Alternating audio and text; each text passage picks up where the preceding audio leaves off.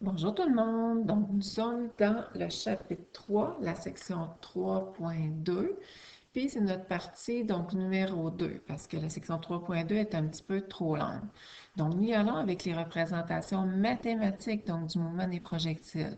Autrement dit, avec les formules. Bon, fait que si on regarde donc ici, donc on a donc notre tableau qu'on avait déjà donc dans notre chapitre 2 pour les mouvements rectilignes uniformément accélérés. Sauf qu'étant donné qu'on travaille maintenant donc en deux dimensions au lieu d'une dimension, il va falloir séparer nos formules en composantes en X et en composantes donc en Y. Fait que ça veut dire que chacune des formules qu'on avait vues les plus importantes dans le MRUA va falloir dans le fond les décomposer en X et en Y. Ça, c'est déjà fait donc pour nous. Fait que dans le fond, ça, on ne s'en sert pas pour notre chapitre 3. Comment qu'on a fait pour trouver ces nouvelles formules-là, pour les séparer? Donc, autrement dit, en composante X et en composante à la fois donc Y, c'est que lorsqu'on parle d'un mouvement de projectile, donc un objet haut qu'on lance dans les airs puis qui va retomber, donc un mouvement en deux dimensions qui forme donc une espèce de parabole, donc une courbe, bien on sait que lorsqu'on parle de la composante en X, ben, l'accélération donc est égale à zéro. Parce que nous, quand on lance un objet, donc horizontalement, puis qui va retomber, donc en formant une courbe, ben, si on ne tient pas compte de la résistance de l'air, si on ne tient pas compte de la courbure de la Terre, de la rotation de la Terre, ben, on sait qu'il faut considérer, puis il faut savoir que l'accélération en X est égale à zéro. Ensuite de ça, pour ce qui est de l'accélération en Y, bien, elle est égale à l'attraction gravitationnelle, à la gravité. Et vu que c'est vers le bas, on va rajouter un petit négatif. Fait que pour passer de là à là, AY est changé pour négatif, donc G. Et ensuite, à savoir aussi, pour les composantes en X, que la vitesse initiale en X est égale à la vitesse finale, donc en X aussi. Parce que notre composante vitesse en X, donc horizontale, change jamais. Donc ça, c'est comme pour expliquer donc la petite démonstration donc des formules. Nous, ben, qu'est-ce qu'il faut faire? C'est juste donc des utiliser. Puis dans notre feuille de formule, donc j'ai fait une petite capsule vidéo là-dessus aussi. Donc, je vous montre là comment finalement donc faciliter votre choix donc de formule. Ici, un petit exemple un petit peu plus facile pour travailler avec la trigonométrie, pour travailler là, finalement avec les vecteurs. Donc, ça sera une bonne question d'examen. On nous dit, peu après son décollage, un avion grimpe donc vers son altitude de croisière à une vitesse de 500 km/h selon un angle de 37 degrés. On veut savoir, s'il garde ce rythme-là, quel est son gain d'altitude? Qu'est-ce que c'est ça, le gain d'altitude? Bien, ça, il faut le savoir, là, je l'aurais dit dans l'examen. C'est la composante en Y de mon vecteur, donc résultat. OK. Fait que dans le fond, on prend nos petites formules. Donc, on a vu donc dans la feuille de formule, on va aller chercher la composante en Y. Dans le fond, c'est ça que je cherche donc ici. Et là, je pourrais y aller là, avec la trigonométrie, ça ne dérange pas. Donc, vous pouvez aussi. Donc, côté opposé sur l'hypoténuse, donc sin moins 1, blablabla. Ou on prend la formule qu'on peut encadrer ici, raccourci. Composante en grec, c'est la norme fois, il y a un petit fois, hein, donc entre les deux, parce qu'il n'y a rien, fois sin de mon angle qui est de 37. Je pitonne ça, puis ça me donne, bien c'est sûr, donc ma composante, donc Y de vitesse, bien c'est sûr qu'une vitesse c'est en km/h, fait que je vais aller ajouter km/h. On est à la page 16, donc là, on s'en va maintenant donc à la page 17. Là, on va aller faire des exemples, mais c'est vraiment dans le vif du sujet, là, des exemples de mouvements de projectiles. Là, le premier, vous allez faire Ah, elle est folle, tu sais. Il y en a, c'est ben trop dur. Mais vous allez voir, là, plus on va en faire, plus ça va être facile. Puis le but, c'est comme dans le chapitre 2, c'est en faire, d'en refaire, d'en refaire, d'en refaire. Là, ben, c'est sûr que je vais vous remettre là, des petites capsules donc, sur les exercices dans votre cahier d'activité qui sont un petit peu plus difficiles. Le but, c'est de m'écouter. OK. Exemple 2. On est sur la Lune, puis la gravité sur la Lune, G, est de 1,47. On a un astronaute qui lance, un astronaute ici, qui lance un marteau de géologue à un autre astronaute qui est là. Donc, j'imagine que c'est puis ils veulent se changer un outil. Mais en tout cas, c'est pas la meilleure idée du siècle là, pour des astronautes, mais on va y aller donc comme ça. Il la lance avec une vitesse. Il la lance avec une impulsion, donc en X, avec une vitesse initiale de 20 mètres par seconde. Je l'ai écrit donc ici. La hauteur de départ de lancer, puisque tu sais, on s'entend-tu qu'il ne lance pas à partir du sol, là, il y a quand même une certaine hauteur avec ses mains. La hauteur donc initiale est de 1,83 mètres et la distance entre l'astronaute A et l'astronaute B est de 25 mètres. Deux questions, A et B. En A, j'imagine que la réponse est oui, parce qu'en B, il nous demande si oui. En tout cas, on peut le calculer pareil. En A, le marteau rejoindra-t-il le second astronaute? Tu sais, ça serait comme plate, là, que le marteau passe tout douette puis on le perd, ou que le marteau arrive là, puis tu es obligé donc d'avancer. Fait que, tu sais, on veut vraiment, là, qu'il se rejoigne, tout simplement. OK, fait qu'on y va donc avec le A. Fait que pour savoir, donc ici, le marteau va être capable de parcourir donc 25 mètres, bien, il faut que je calcule la distance parcourue. Et quand que je parle de la distance parcourue, je travaille en horizontal, je travaille en X. Là, je suis bien chanceuse parce qu'en X, encadrer cette formule-là, j'en ai juste une formule en X. Puis moi, qu'est-ce que je veux chercher? C'est que je veux chercher le XF, la distance finale, la position finale. La position initiale, ben, on s'en fout, là, c'est comme donc de 0. Fait que tout ce qui nous reste à calculer, c'est la vitesse initiale, donc en X. Hey, on est chanceux, on l'a déjà, là, la vitesse initiale en X, c'est 20, fois le temps que ça va prendre. Mais le temps, on ne l'a pas. Fait qu'il faut commencer par trouver le temps que le marteau va prendre pour passer de là à là. Bien, pour passer de là à là, le marteau va descendre un petit peu. Fait que pour vraiment le travailler en Y. Fait que je vais dans ma feuille de formule, je vais me choisir une formule dans la colonne donc des Y, puis j'ai choisi donc celle-ci. On va un peu la simplifier. Tu sais, je vais envoyer mon YI de l'autre côté, fait qu'on peut peut-être là l'annuler. Donc, XF moins XI qui me donne variation des Y. Fait qu'ici, tu sais, je vais remplacer ma parenthèse par variation des Y. Ça va être vraiment, vraiment plus facile.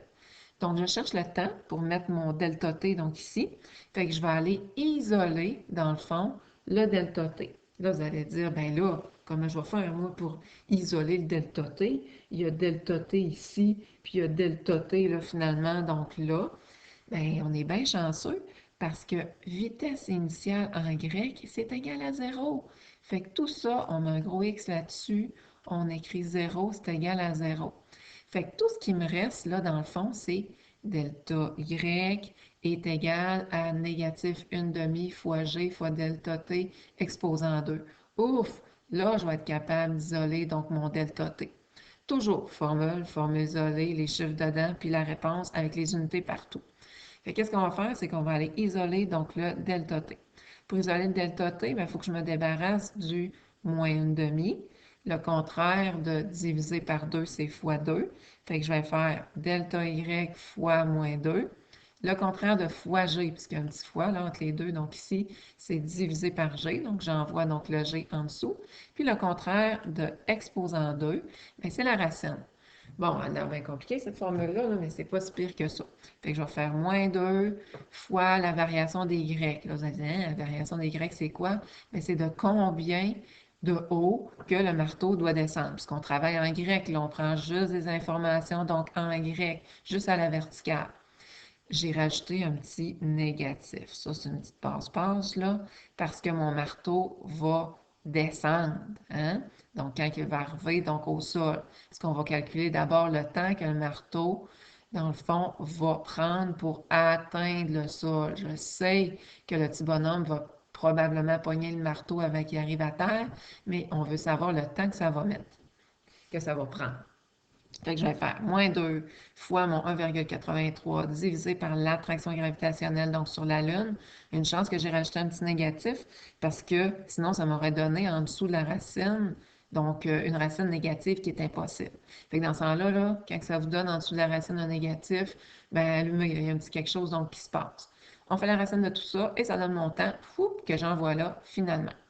Fait que j'ai ma vitesse initiale, j'ai mon temps, je multiplie. Oh, ça me donne 29,6 mètres. Fait que ça veut dire que mon marteau, là, ouh, il irait un petit peu plus loin. Mais l'astronaute va le pogner avant. Fait que c'est un chiffre qui est plus grand que 25 mètres. Fait qu'au moins, l'astronaute peut sauter ou peu importe pour aller le pogner, ça c'est sûr. En B maintenant, qu'est-ce qu'on cherche? On cherche, si oui, ben là, c'était oui, hein, on le sait. Quelle hauteur du sol se trouve-t-il lorsqu'il atteindra donc le second astronaute? Donc, on parle du marteau. On veut savoir quand que le deuxième astronaute, l'astronaute B, va pogner le marteau, ben à quelle hauteur qu'il doit mettre ses mains, finalement, donc pour le pogner. OK. Fait que là, nous autres, qu'est-ce qu'on cherche, dans le fond? On cherche ben, la hauteur finale. Donc, le YF. Je vais aller me chercher une formule en Y dans ma feuille de formule. Où est-ce que j'ai mon YF? J'ai choisi celle-là. Le petit problème, donc, avec celle-là, c'est que je sais la position donc initiale, le YI. Le YI qui est ici. Donc, mon marteau part à 1,83 m du sol. Chez mon G, parce que je suis sur la Lune, donc 1,67 mètres par seconde au carré. N'oubliez pas, hein, les unités de l'accélération ou de l'accélération gravitationnelle ou peu importe, une décélération, c'est en mètres par seconde au carré. Mais sauf que, bon, j'ai pas mon temps. Puis en plus, mon temps, donc j'en ai deux. Fait que qu'est-ce que je vais faire? Parce qu'en passant, donc, ma vitesse initiale en Y est égale à 0. Hein? Vitesse initiale en Y est égale à 0. Pourquoi? Parce que l'astronaute, il lance horizontalement, donc sa boule. Fait qu'il ne donne pas d'impulsion vers le bas, il ne donne pas d'impulsion donc vers le haut, fait que c'est égal à 0. Puis moi, je suis bien, bien, bien contente parce que 0 fois quelque chose, donc ça donne 0. Fait que ça donne 0. Ça donne 0. 0. Fait que finalement, on peut l'écrire là, 0, on peut l'enlever. Comme tantôt, qu'est-ce qui me reste finalement donc à calculer? Ben, c'est mon YI, mon petit 1/2, mon G, puis mon temps, oh, que je sais pas, que je vais aller donc trouver. Fait que je vais chercher avant, en premier. Moi, tu sais, je choisis toujours donc qu'est-ce que je cherche, puis après ça, je trouve une autre formule pour qu'est-ce qui me manque. Ben, je vais aller chercher le temps qu'il faut au marteau pour franchir 25 mètres. Pas 29,6 mètres, 25 mètres, parce que le deuxième astronaute, il est à 25 mètres. OK. Et là, combien de temps qu'il doit franchir 25 mètres horizontal? Yes, dans ce temps-là, je suis heureuse, là.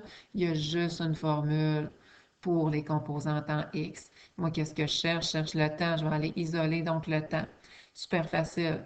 Le contraire de plus XI, c'est moins XI. Donc, XF moins XI. Et le contraire de fois VIX, c'est divisé par ma vitesse. Fait que j'ai mon delta T isolé. Formule isolée, les chiffres dedans. Ma position donc initiale en X, ma position de départ, fait que tu sais, on s'en fout, là, c'est égal à 0, on n'est même pas obligé donc de l'écrire, fait que c'est 25 divisé donc par 20, parce que ma vitesse initiale en X de propulsion de mon marteau est de 20 mètres par seconde. Fait que je calcule tout ça, ça me donne 125, je pitch ça là, j'oublie pas hein, que mon temps, il est au carré, fait que c'est 1,25 au carré, 1,25 fois 1,25 fois mon G, fois mon 1/2, puis bien c'est sûr que je fais mon 1,83 mètres moins ma réponse entre parenthèses, hein? Donc, propriété des opérations, il faut que je fasse les fois avant, donc les négatifs, et ça me donne donc la hauteur à laquelle le deuxième j'ai pas de la misère avec astronaute va pogner le marteau. On se fait un autre petit problème. Je sais que c'est lourd, là, mais essayez juste de suivre tout simplement.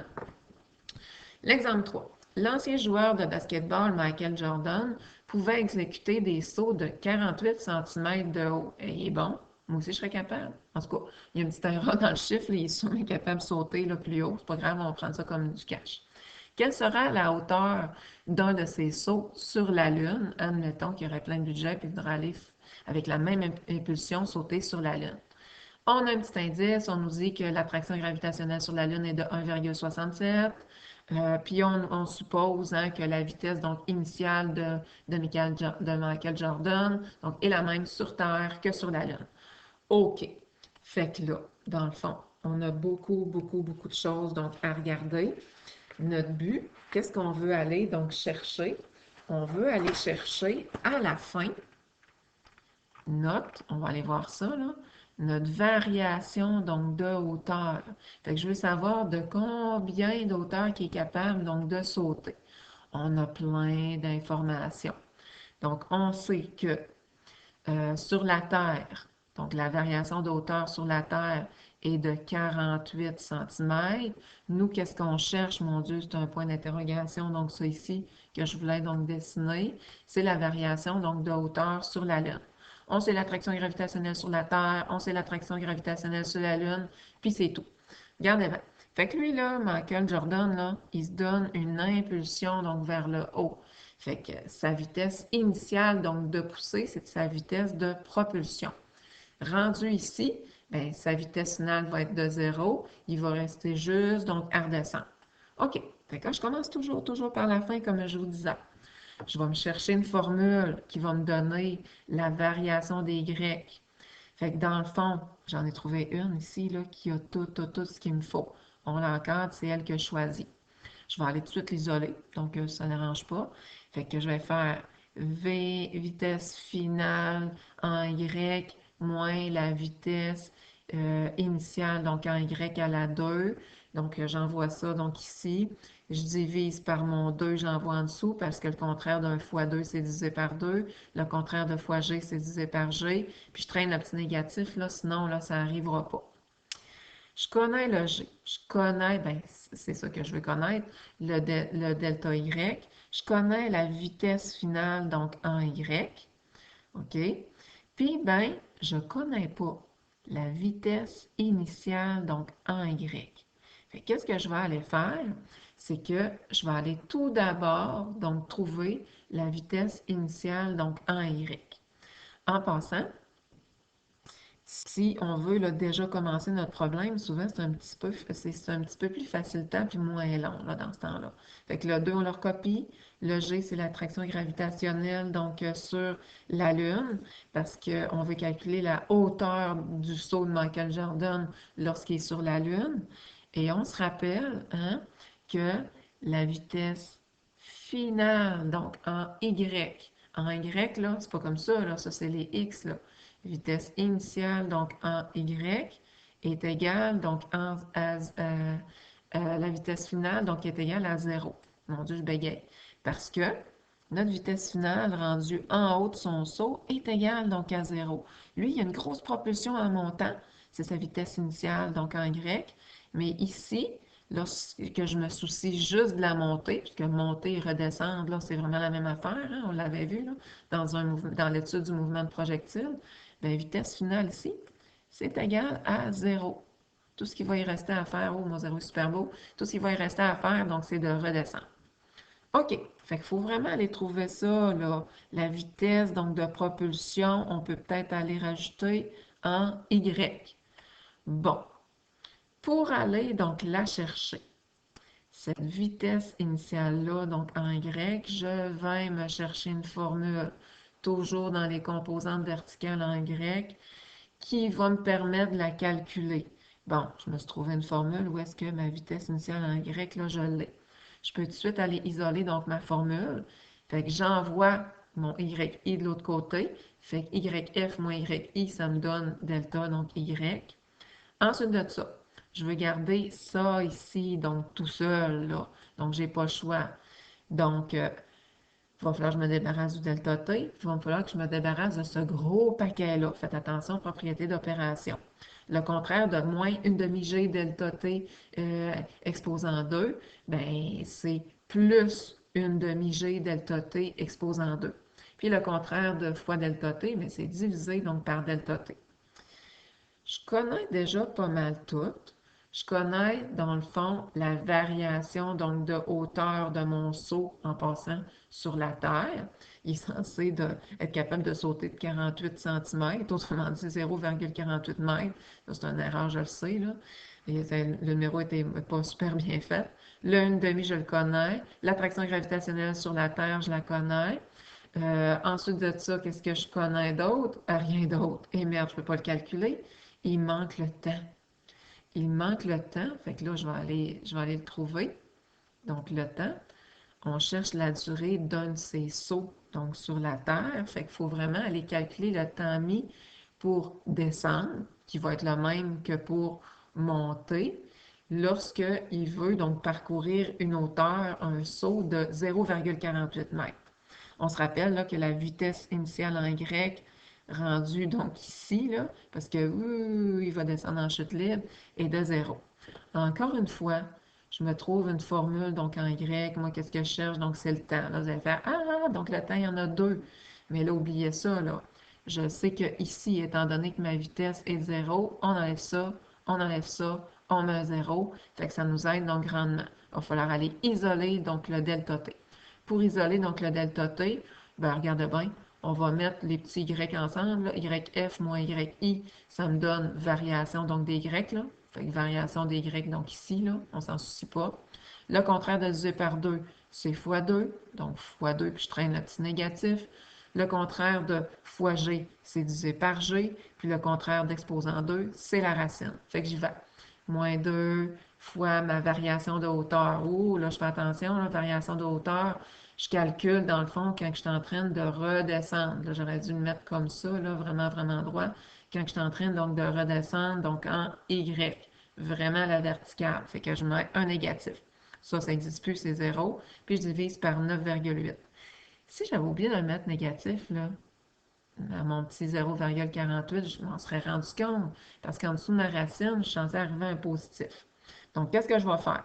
Tout simplement, donc, je vais aller, donc, diviser tout ça, faire la racine, et là, je transfère, donc, mes chiffres. Je vais aller, donc, changer de couleur ici. Je connais mon temps. Mon temps que je cherchais ici, bien, je le transfère. Tiens, je vais l'envoyer là. Je le transfère là. Là, qu'est-ce que je cherchais? Ben, je cherchais donc ma vitesse donc initiale. Un coup que je l'ai, ben, je peux la rentrer. Puis là, tout découle, puis je peux vraiment tout aller calculer mes choses. Fait en commençant par la fin, ben, c'est vraiment, vraiment, vraiment aidant. On y va avec la dernière page. Donc, la page 19, exemple 4. On a un hélicoptère. Ouf, une chance que c'est dessiné. S'élève verticalement. Verticalement, là, c'est de haut en bas à une vitesse uniforme en Y vers le haut, vitesse initiale en Y vers le haut en Y de 14,7 mètres par seconde.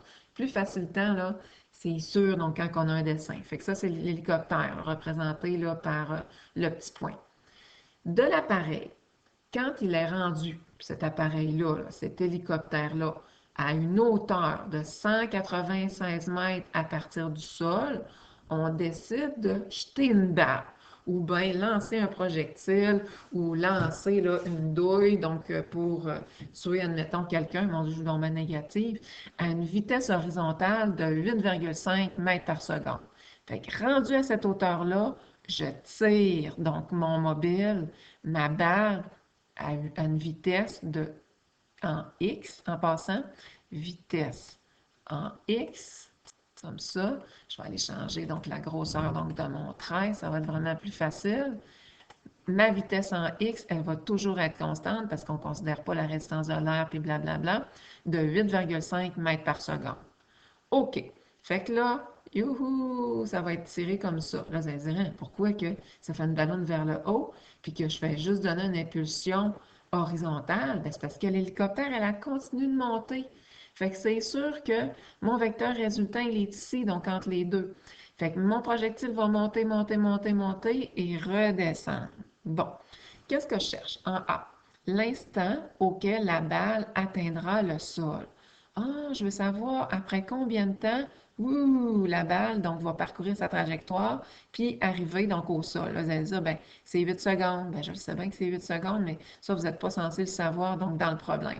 On est censé arriver à ça, puis on va aller voir donc pourquoi. Là, vous me voyez venir, là.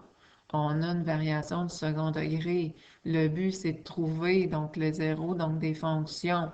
Regardez bien. Moi, qu'est-ce que je cherche? Donc ici, c'est le temps, c'est le delta T. Qu'est-ce que je connais? Donc en Y pour atteindre le sol. Atteindre le sol, là, c'est que la balle est en haut par descend. Fait que je vais travailler avec des formules en Y. Fait que je connais mon 196 mètres. Qu'est-ce que je connais en Y? Bien, je connais ma vitesse de mon hélicoptère qui s'en va vers le haut à une vitesse de 14,7 mètres par seconde. Et en Y, il faut que je déduise que, bien, c'est sûr que l'attraction gravitationnelle est de 9,8 mètres par seconde. En passant, la balle, elle va descendre, donc au sol. Fait que c'est sûr que haut, on pourrait peut-être mettre donc un petit négatif, donc ici. Je me trouve une formule, donc en grec, qui a tout ça. OK? Donc là, vous allez dire, oh oh, j'essaie d'isoler donc le delta T, mais il y en a deux. Puis en plus, je ne peux pas annuler ici ma vitesse initiale en Y parce qu'elle n'est pas égale à 0. Fait que dans ce temps-là, on va y aller avec une équation du second degré. Vous pouvez même laisser faire donc les unités. Là, on fait des maths. Variation Y, la balle descend de moins 196 mètres. On peut laisser faire donc les mètres. Vitesse initiale en Y, 14,7. On laisse faire donc mètres par seconde. Le temps, c'est ça que je cherche. Le 1/2, je fais juste le descendre. L'attraction gravitationnelle, on met négatif parce que ça descend vers le bas. C'est tiré donc vers le bas. Puis le delta T à la 2, c'est ça que je cherche. Fait que c'est sûr que si je cherche le zéro des fonctions, je vais tout égaler donc à 0. On va faire des petits calculs donc de base. 1/2 fois moins 9,8, ça va me donner moins 4,9 fois delta T à la 2. Donc ça donne moins 4,9 delta T à la 2. Je l'envoie de l'autre côté, fait que ça va donner 4,9 delta T à la 2. Mon 196 est déjà donc du côté gauche, donc du égal. Et là, je vais aller faire 14,7 fois delta T, donc que j'envoie donc de l'autre côté et qui va me donner moins 14,7 delta T. Oh là! Fait que là, j'ai deux choix. Soit que je vais avec la factorisation, ERC, ou soit que je remplace mes delta T par des X, puis je vais avec la formule quadratique. Donc, la formule quadratique, hein, on se rappelle, moins B plus ou moins racine de B2 moins 4AC. Vous savez hein, que vous pouvez rentrer l'application dans votre cellulaire sur 2A ou aller donc sur Internet, faire formule quadratique. Vous rentrez dans le fond le A. Donc, le A ici, ben, c'est sûr que c'est égal donc à 1. Non, je suis pas à bonne place, c'est pour ça que j'avais de l'air donc à douter. Donc, le A est égal à 4,9. Le B est égal à négatif 14,7. Et le C est égal à négatif 196. Fait que je rentre tout ça là-dedans. Ça me donne deux réponses, donc 8 secondes ou négatif 5 secondes, ce qui fait en sorte que, non, je ne peux pas choisir le négatif, c'est impossible, donc un temps négatif, donc le temps est égal à 8 secondes et le tour est joué. Numéro B, je veux savoir l'endroit où la balle donc, va toucher donc, le sol. Fait que je veux savoir, ben, elle va parcourir donc une distance de combien donc en X. Oh, là, quand que je travaille en X, je suis super contente parce qu'il y a juste une formule. On peut l'encadrer. Donc, en X, il y en a juste une, donc des formules. Position initiale, c'est la position de base. Donc, c'est 0. La vitesse initiale, donc en X, oh yeah, je suis chanceuse, donc j'allais ici. Donc, 8,5 mètres par seconde. Puis le temps, ouf, je viens de trouver le temps. Tu sais, je ne sais pas si vous voyez, là, je ne fais pas là, comme dans les exemples précédents que vous êtes censé penser à tout faire. Là, tu sais, je vais y aller, les petites questions là, en petites étapes. Fait que je mets mon temps donc ici, bien sûr, donc si ma réponse est bonne, donc je vais être correct. Je multiplie et c'est fini. Hey, c'est bien plus facile donc comme ça quand on y va donc en étapes. C'est maintenant, et on termine avec ça, là, c'est quand même assez long. La vitesse de la balle au moment de l'impact, la vitesse ci. Fait que là, vous allez faire, ah oui, je sais, la vitesse initiale est égale, donc dans le fond, donc à la vitesse finale, fait que c'est une de ces deux vitesses-là. Non, ça c'est faux, parce que ici, on n'est pas donc au sol. Tu sais, on le sait, là, Si j'avais lancé ma balle, je sais pas moi, avec une vitesse de 20 mètres par seconde à partir du sol, elle aurait arrivé au sol avec une vitesse de négatif vers le bas, là, 20 mètres par seconde. Sauf que là, j'ai pas les vitesses, donc à l'origine, donc au départ, fait qu'il faut que je travaille avec ça. Fait que moi, qu'est-ce que je cherche? Je cherche donc la vitesse finale en grec. Je me trouve une formule qui donne la vitesse finale donc en grec. Je peux l'encadrer. Qu'est-ce que je sais, moi, en grec? Je sais l'attraction gravitationnelle vers le bas, qui est de négatif 9,8 mètres par seconde au carré. Je sais le temps parce que je l'ai calculé donc en A. Puis, qu'est-ce que je sais? Donc, toujours donc, les renseignements juste en grec, là. Je ne peux pas aller chercher les renseignements donc, que j'ai trouvés donc, en X ici, là. Je ne peux pas me servir de ça. Fait que vitesse initiale, donc en grec, c'est sûr que je la connais. C'est ça ici. Donc 14,7. Puis ben, c'est sûr hein, que c'est 14,7 vers le haut parce que l'hélicoptère monte vers le haut. J'ai même pas besoin d'isoler ma formule, je suis super contente. Vitesse initiale en grec, c'est ça ici. L'attraction gravitationnelle, c'est négatif. Si j'oublie le négatif, là, ça serait pas si grave que ça. Le temps, c'est 8 secondes.